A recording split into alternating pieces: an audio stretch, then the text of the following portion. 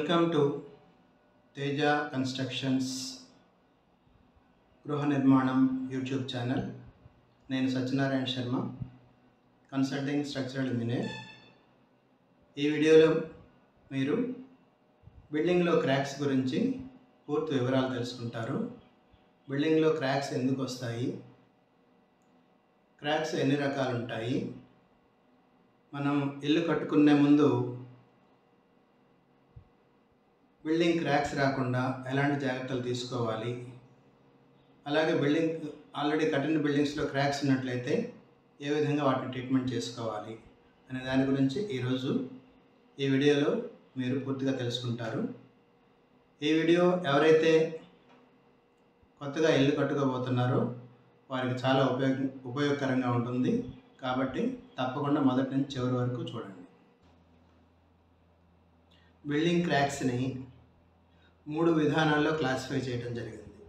ఒకటి క్రాక్ విడ్త్ని బట్టి, రెండవది క్రాక్ ఏర్పడే విధానాన్ని బట్టి అంటే కారణాన్ని బట్టి, మూడవది క్రాక్ కనిపించే విధానాన్ని బట్టి. ఇలాగా 3 రకాలుగా క్లాసిఫై చేయడం జరిగింది. మొదటిగా మనం క్రాక్ సైజుని బట్టి ఉన్న క్లాసిఫికేషన్ గురించి చూద్దాం. క్రాక్ విడ్త్ 1 మిల్లీమీటర్ కంటే తక్కువగా ఉన్నట్లయితే వాటిని హెయిర్ లైన్ క్రాక్స్ అంటారు. వీటి వల్ల ఏమీ ప్రమాదం ఏమి ఉండదు, కాకపోతే బిల్డింగ్ యొక్క ఇంటీరియర్ అందం చెడిపోతుంది. కాబట్టి వీటిని ట్రీట్మెంట్ చేసుకొని సరిచేయచ్చు. అలాగే 1 mm నుండి 5 mm, 1 మిల్లీమీటర్ నుంచి 5 మిల్లీమీటర్ల వరకు విడ్త్ ఉన్నటువంటి క్రాక్స్ని మైనర్ క్రాక్స్ అంటాం. ఈ మైనర్ క్రాక్స్ కొంచెం ఇబ్బందికరంగా ఉంటాయి, బిల్డింగ్లో పూర్తిగా అందాన్ని చెడగొడతాయి.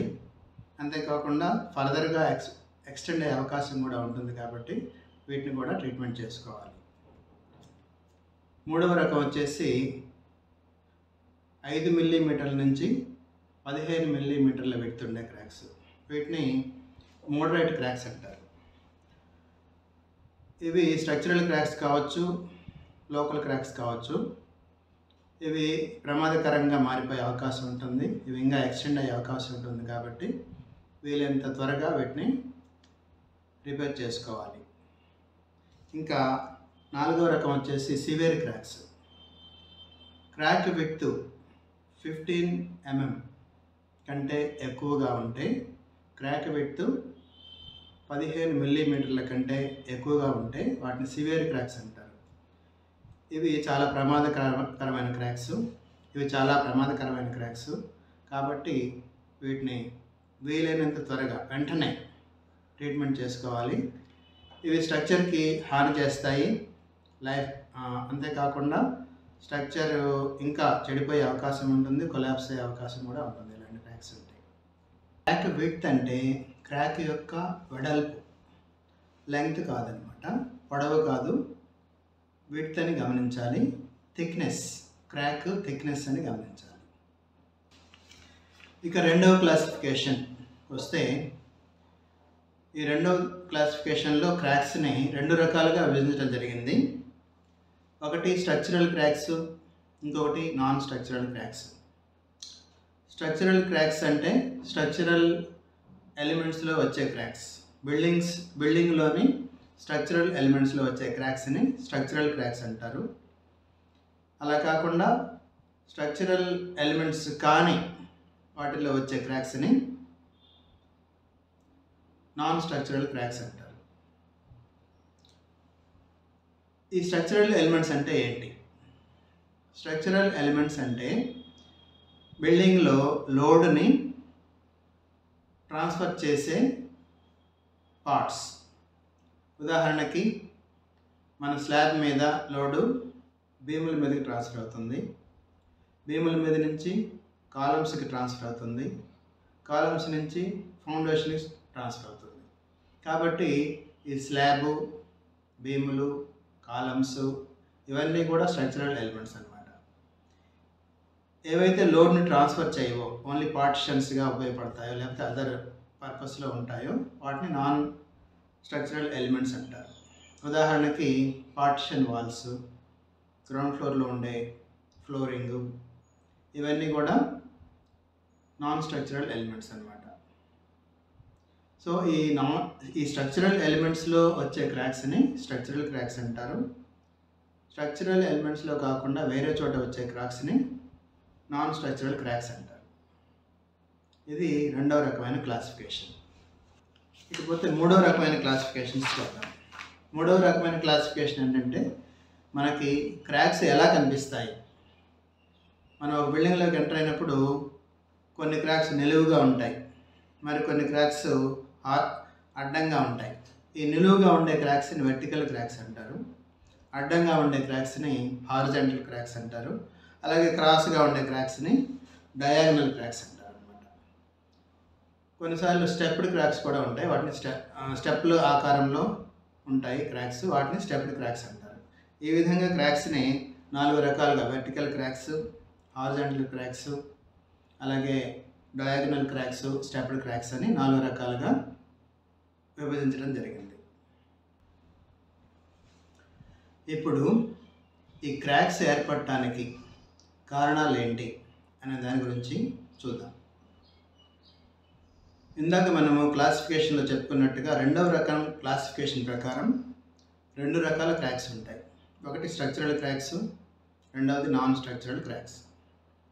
ఈ స్ట్రక్చరల్ క్రాక్స్ ఏర్పడటానికి 5 రకాల కారణాలు ఉన్నాయి. అలాగే నాన్ స్ట్రక్చరల్ క్రాక్స్ ఏర్పడటానికి కూడా 5 రకాల కారణాలు ఉన్నాయి. వీటిని ఒకదాని తర్వాత ఒకటి చూద్దాం. మొదటగా స్ట్రక్చరల్ క్రాక్స్ ఏర్పడటానికి కారణాలు. స్ట్రక్చరల్ క్రాక్స్ ఏర్పడటానికి మొదటి కారణం ఫౌండేషన్ సెటిల్మెంట్. మనం బిల్డింగ్ కట్టేటప్పుడు ఆ లోడ్ వల్ల ఫౌండేషన్ కొంత కిందికి దిగుతుంది.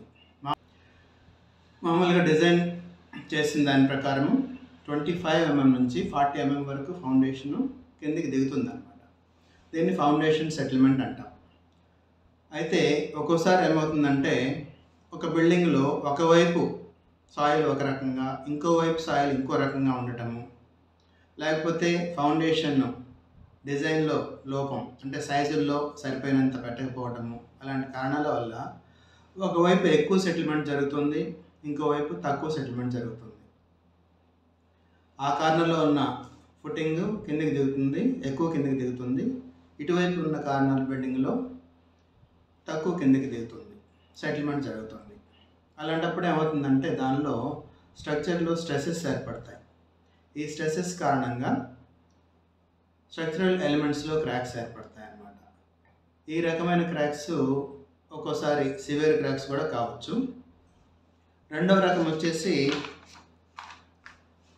ఓవర్లోడింగ్. మనం స్ట్రక్చర్లో డిజైన్ చేసిన దానికంటే ఎక్కువ లోడ్, అంటే అంతకుముందు ప్లాన్లో లేని విధంగా ఏదైనా కొత్తగా యాడ్ చేసినప్పుడు ఓవర్లోడ్ అవుతుంది.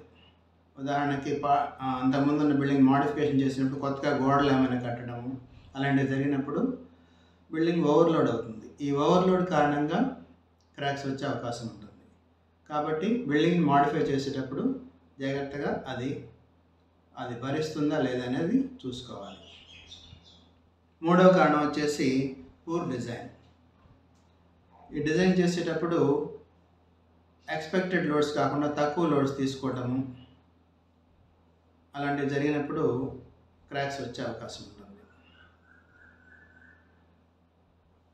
నాలుగవది మనకి తెలిసిన విషయం ఏది, ఎర్త్క్వేక్స్. భూకంపాలు వచ్చినప్పుడు భూమిలో వైబ్రేషన్ కారణంగా స్ట్రక్చర్లో స్ట్రెసెస్ ఏర్పడి స్ట్రక్చరల్ ఎలిమెంట్స్లో క్రాక్స్ వచ్చే అవకాశం ఉంటుంది అన్నమాట. ఇంకా ఐదవ కారణం, ఫౌండేషన్కి దగ్గరలో ఏదైనా వృక్షాలు, పెద్ద పెద్ద చెట్లు పెరిగితే దాని వేర్లు ఫౌండేషన్ని కొంచెం కదిలించే అవకాశం ఉంటుంది. ఆ మూమెంట్ వల్ల ఫౌండేషన్లో తర్వాత అదర్ స్ట్రక్చర్స్లో క్రాక్స్ వచ్చే అవకాశం ఉంటుంది అన్నమాట. ఇప్పటి వరకు చెప్పుకున్నవి రీజన్స్ ఏంటంటే స్ట్రక్చరల్ క్రాక్స్ ఎందుకు ఏర్పడ్డాయి అనే దాని గురించి మాట్లాడాము. ఇకపోతే నాన్ స్ట్రక్చరల్ క్రాక్స్ ఏర్పడటానికి కూడా 5 రకాల కారణాలు ఉన్నాయి. మొదటిది థర్మల్ ఎక్స్పాన్షన్ అండ్ కాంట్రాక్షన్. ఇప్పుడు పొడుగైన బిల్డింగుల్లో ఏంటంటే ఎండాకాలంలో ఎక్కువ టెంపరేచర్ ఉండటం వల్ల ఎక్స్పాండ్ అవుతాయి, చలికాలంలో కాంట్రాక్ట్ అవుతాయి, రాత్రి పగలు కూడా ఎక్స్పాన్షన్ కాంట్రాక్షన్ జరుగుతుంది.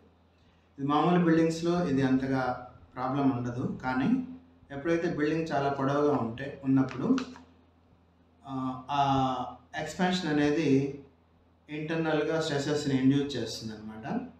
ఆ స్ట్రెసెస్ కారణంగా క్రాక్స్ వచ్చే అవకాశం ఉంటుంది. వీటిని థర్మల్ క్రాక్స్ అంటాం.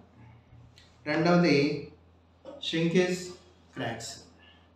షింకేజ్ క్రాక్స్ ఏంటంటే కాంక్రీట్, మనం ఫ్రెష్ కాంక్రీట్ వేసిన తర్వాత అది ఆరేటప్పుడు కొంత షింక్ అవుతుంది అనమాట. ఇటుపక్కది షింక్ అవుతుంది, ఇటుపక్క ఉన్న కాంక్రీట్ ఇటుపక్క షింక్ అవుతుంది, మధ్యలో క్రాక్ వస్తుంది. వీటిని షింకేజ్ క్రాక్స్ అంటాం. అలాగే సేమ్ ప్రాసెస్ మనకి ప్లాస్టరింగ్లో అలాగే బ్రిక్ వర్క్లో కూడా చూస్తాం. మూడవది పూర్ వర్క్మెన్షిప్.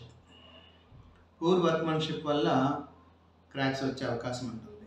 పూర్ వర్క్మెన్షిప్ అంటే పనితనం లేకపోవటం, సరిగా పని చేయకపోవటం, కాంక్రీట్ సరిగా కలపకపోవటం, మిక్సింగ్ చేయకపోవటము, అలాగే సిమెంటు ఇసుక సరిగ్గా కలపకపోవటము, సరిగా దాన్ని కాంపాక్ట్ చేయకుండా కూరటం అనేది లేకపోవటము, వీటన్నిటి కారణాల వల్ల, అలాగే వాటర్ ఎక్కువ కలపటము, ఇలాంటి కారణాల వల్ల ఈ రకమైన క్రాక్స్ వచ్చే అవకాశం ఉంటుంది. పూర్ వర్క్మెన్షిప్ వల్ల క్రాక్స్ వచ్చే అవకాశం ఉంటుంది.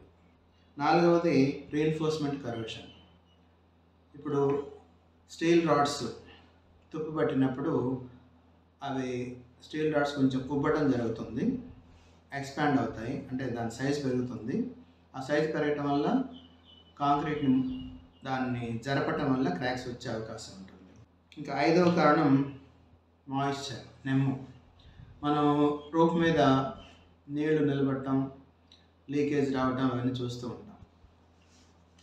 ఈ నీళ్లు ఎక్కువగా నిలబడటం వల్ల అది కాంక్రీట్ నీటిని పీల్చుకొని లోపల ఉండే స్టీల్ రాడ్స్ తుప్పట్టి క్రాక్స్ వచ్చే అవకాశం ఉంటుంది అన్నమాట. ఈ క్రాక్స్ రావటం వల్ల ఏమవుతుంది, బిల్డింగ్ యొక్క అందం చెడిపోతుంది, తర్వాత బలహీనం అయిపోతుంది బిల్డింగ్, దాని వీక్ అయిపోతుంది, అలాగే దాని లైఫ్ కూడా తగ్గిపోతుంది. మనము 80 సంవత్సరాలు ఉంటుందన్న బిల్డింగ్ 40 సంవత్సరాలకే మళ్ళీ కొత్త బిల్డింగ్ కట్టుకోవాల్సిన పరిస్థితులు వస్తాయన్నమాట. అందుకని ఏం చేయాలి, క్రాక్స్ రాకుండా ఇల్లు కట్టుకోవాలి. క్రాక్స్ రాకుండా ఇల్లు కట్టుకోవాలంటే ఏం చేయాలి, మనం ఇల్లు కట్టుకునేటప్పుడు ఎలాంటి జాగ్రత్తలు తీసుకోవాలి అనే దాని గురించి ఇప్పుడు మాట్లాడుకుందాం. మొదటిది, మనం కట్టుకోబోయే బిల్డింగ్ ప్లాన్ ఫైనలైజ్ చేసుకోవాలి. అంటే ఒకసారి ప్లాన్ ఫిక్స్ అయిన తర్వాత మళ్ళీ కన్స్ట్రక్షన్ మొదలుపెట్టిన తర్వాత దానిలో మార్పులు చేర్పులు చేయడం అనేది వీలైనంత వరకు ఉండకుండా చూసుకోవాలి. ఎందుకంటే మనం సాయిల్ టెస్ట్ చేసుకుంటాము, దాని ప్రకారము మన ప్లాన్ ప్రకారం స్ట్రక్చరల్ డిజైన్ చేపించుకుంటాము, దాన్ని ఎగ్జిక్యూట్ చేస్తూ ఉంటాము. ఈ స్ట్రక్చరల్ డిజైన్ ఒక ప్లాన్ ప్రకారం చేసిన తర్వాత మళ్ళీ మీరు దానిలో ఏదైనా మార్పులు చేసినప్పుడు ఎక్స్ట్రా లోడ్ వచ్చే అవకాశం ఉంటుందన్నమాట. అప్పుడు స్ట్రక్చరు ఆ లోడ్ని భరించగలిగే శక్తి ఉంటే ప్రాబ్లం లేదు, కానీ లేకపోతే క్రాక్స్ ఖచ్చితంగా వస్తాయి. కాబట్టి మనము మన ప్లాన్ ఫైనలా కాదా అనేది ముందు ఫిక్స్ అయిపోవాలి. ప్లాన్ ఫైనల్ అయిన తర్వాతనే మనం స్ట్రక్చరల్ డిజైన్కి వెళ్ళాలి, డిజైన్ డ్రాయింగ్స్ తీసుకోవాలి, వాటిని పర్ఫెక్ట్గా ఎగ్జిక్యూట్ చేయాలి. ఈ ప్లాన్ మార్చటము, అలాగే కొన్ని యాడ్ చేయటము, తీసేయటం అలాంటివి చేయటం వల్ల దానిలో చాలా మార్పులు వస్తాయి, దానివల్ల క్రాక్స్ వచ్చే అవకాశం ఉంటుంది. అది మొదట మనం గమనించాలి. రెండవది, మన సైట్కి వచ్చే మెటీరియల్స్ సరిగా ఉన్నాయా లేదా చెక్ చేసుకోవాలి. చెక్ చేసుకునే విధంగా మనం ఒక సిస్టమ్ని ఏర్పాటు చేసుకోవాలి. సిమెంట్ కానీ, కంకర కానీ, స్టీల్ కానీ వచ్చినప్పుడు అవి కరెక్ట్గా వచ్చాయా లేదా, క్వాలిటీ సరిగా ఉందా లేదా అని చెక్ చేసే సిస్టమ్ని ఏర్పాటు చేసుకోవాలి. మూడవది, పొడవైన బిల్డింగ్స్ మనం ఎగ్జిక్యూట్ చేసేటప్పుడు, for example school buildings, college buildings అలాంటివి చేసేటప్పుడు ఎక్స్పాన్షన్ జాయింట్స్ అనేవి ఖచ్చితంగా ప్రొవైడ్ చేయాలి. దీని కారణంగా ఎక్స్పాన్షన్ జాయింట్స్ ప్రొవైడ్ చేయడం వల్ల మనకి ఈ థర్మల్ క్రాక్స్ అనేవి రాకుండా ఉంటాయి. నాలుగవది, మనం అందరం నెగ్లెక్ట్ చేసేది క్యూరింగ్. క్యూరింగ్ని తప్పనిసరిగా సైట్ ఇంజనీర్ కానీ మీ కన్సల్టింగ్ ఇంజనీర్ ఎవరైతే ఉన్నారో ఆయన చెప్పిన విధంగా కంప్లీట్గా చేయాలి. మధ్య మధ్యలో ఆపటము, ఆ తర్వాత మళ్ళీ మొదలుపెట్టి చేయటము, ఇలాంటి పనులు చేయడం వల్ల బిల్డింగ్లో క్రాక్స్ వచ్చే అవకాశం ఉంటుందన్నమాట.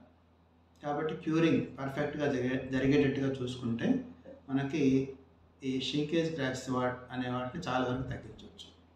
తర్వాత టెర్రస్ మీద నీరు నిలబడకుండా చేసుకోవాలి. సరైన స్లోప్ అరేంజ్ చేయాలి. నీరు బయటికి పోవడానికి పైప్స్ కూడా అరేంజ్మెంట్ చూసుకోవాలి. ఈ జాగ్రత్తలన్నీ తీసుకుంటే మనకి క్రాక్స్ అనేవి చాలా వరకు అవాయిడ్ అవుతాయి. అయితే ప్రతి స్టెప్లో మనకి చెకింగ్ అనేది అవసరం ఉంటుంది. టెక్నికల్గా ప్రతి స్టేజ్లో బిల్డింగ్ కన్స్ట్రక్ట్ చేసేటప్పుడు చెకింగ్ చేసుకుంటూ యాజ్ పర్ నామ్స్ అవి ఉన్నాయా లేదా అనే చూడగలిగే సిస్టమ్ని మనం ఏర్పాటు చేసుకున్నట్లయితే బిల్డింగ్లో క్రాక్స్ రాకుండా ఉండే అవకాశం ఉంటుంది. తేజ కన్స్ట్రక్షన్స్ నెల్లూరు ద్వారా మేము క్వాలిటీ కన్స్ట్రక్షన్ సర్వీస్ అందిస్తున్నాము. ప్రతి స్టేజ్లో ఒక చెక్ లిస్ట్ ఉంటుంది, దాన్ని ఫాలో కావడం జరుగుతుంది. చెక్ లిస్ట్ అంటే ఉదాహరణకి ఎర్త్వర్క్ ఎక్స్కవేషన్ ఉందనుకోండి. ఎర్త్వర్క్ ఎక్స్కవేషన్ చేసే ముందు ఏమేమి పాయింట్స్ గమనించాలి, ఆ పాయింట్స్ అన్నీ ఒక చెక్ లిస్ట్ ఉంటుంది. అలాగే ఫుటింగ్ కాంక్రీట్ వేస్తున్నాం, ఫుటింగ్ కాంక్రీట్ వేసేటప్పుడు ఏమేమి పాయింట్స్ గమనించాలి అనేది ఒక లిస్ట్ ఉంటుందన్నమాట. ఈ చెక్ లిస్టులన్నీ కూడా ఇండియన్ స్టాండర్డ్ కోడ్ స్పెసిఫికేషన్స్ ప్రకారం తయారు చేయబడి ఉంటాయి. వీటిని మేము ఫాలో అవుతాం. ప్రతి స్టేజ్లో కూడా ఈ చెక్ లిస్ట్ని ఫాలో అవుతూ క్వాలిటీ కన్స్ట్రక్షన్ని అందించడం జరుగుతుంది. ఎవరైనా క్వాలిటీ కన్స్ట్రక్షన్, మీ కన్స్ట్రక్షన్ మంచి క్వాలిటీతో కావాలనుకుంటే మమ్మల్ని తప్పకుండా సంప్రదించవచ్చు. డిస్ప్లేలో ఉన్న నెంబర్కి కాంటాక్ట్ చేయొచ్చు. అలాగే ఏమైనా డౌట్స్ ఉన్నా కూడా అడిగి తెలుసుకోవచ్చు. మా సర్వీసెస్ ప్రస్తుతానికి నెల్లూరు మరియు తిరుపతి జిల్లాల్లో ఉన్నాయి. వీటిని ఉపయోగించుకోవచ్చు. తేజ కన్స్ట్రక్షన్స్ ద్వారా మేము మీ సొంత స్థలంలో కాంట్రాక్ట్ పద్ధతిలో బిల్డింగ్ కట్టించి ఇవ్వడం జరుగుతుంది. క్వాలిటీ స్పెసిఫికేషన్స్ అన్నీ ఫాలో అవుతూ మంచి క్వాలిటీతో మీ ఇంటిని పూర్తిగా కన్స్ట్రక్ట్ చేసి ఇవ్వడం జరుగుతుంది.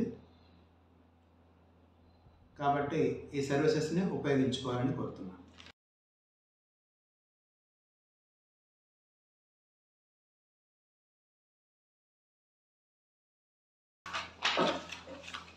ఒక్కో రకమైన క్రాక్కి ఒక్కో రకమైన ట్రీట్మెంట్ ఉంటుంది.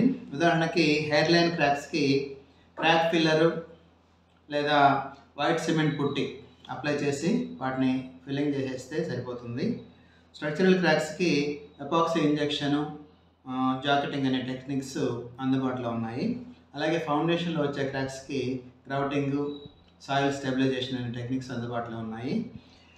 వాటర్ స్టాగ్నేషన్ వల్ల వచ్చే క్రాక్స్కి డ్రైనేజ్ కరెక్షన్ చేయాల్సి ఉంటుంది, తర్వాత వాటర్ ప్రూఫింగ్ చేయాల్సి ఉంటుంది. అలాగే ఆర్సీసీలో వచ్చే పెద్ద పెద్ద క్రాక్స్కి పాలిమర్ మాడిఫైడ్ మోటార్ అనే మెటీరియల్ని అప్లై చేసి రీఎన్ఫోర్స్మెంట్ రిపేరింగ్ చేయాల్సి ఉంటుంది అనమాట. ఇవన్నీ ఏ క్రాక్కి ఎలా రిపేర్ చేయాలనేది తెలుసుకోవాలంటే స్ట్రక్చరల్ ఇంజనీర్ని కన్సల్ట్ చేయండి. తేజ కన్స్ట్రక్షన్స్ వాళ్ళు అందుబాటులో ఉంటారు. తిరుపతి, నెల్లూరు జిల్లాలో ఎవరైనా కన్సల్ట్ చేయొచ్చు. అలాగే చివరిగా ఏంటంటే, ప్రతి క్రాకు ప్రమాదకరం కాదు, అయితే దేన్ని నెగ్లెక్ట్ చేయొద్దు. వీలైనంత త్వరగా ఇంజనీర్ని కన్సల్ట్ చేసి దాని గురించి తెలుసుకొని అవసరమైతే ట్రీట్మెంట్ తీసుకోవడం మంచిది. Thank you.